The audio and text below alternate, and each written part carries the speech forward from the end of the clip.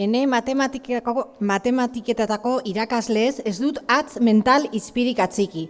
Ez horrerik, ez traumarik, haiek aldiz kurtsoko plomusko borobila bide nintzela, nitaz biziki ontza oroitzen direlarik. Hala ere, aurra kolegioan sartu zenean, aholkuak eman nizkion. Izan zite perestua, izila eta ikasle ona. Mintzatzen alzirazu iarditzizian bortiz, eta frondan bildu harri zorrotzekin kuskandel bustan ebakitzera abiatzen sinestelarik. Ikasle ona zinen. Lehen mailan zen hori.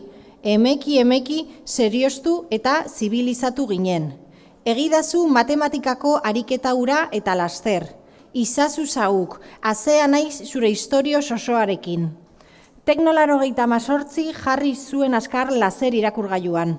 Hain askar non, beheko auzo zaharra entzun nuen tronaduran erratzgider ukadilka. Aurrarik esatu nintzaion, gorri eta botza altzatu nuen. Apaltzazu musika deabru hori. Auzoak polizia deitzen baldin badu saugara, ez dut batere gogorik, matematikako lan pistolet horregatik gaua komisaldegian pasatzeko.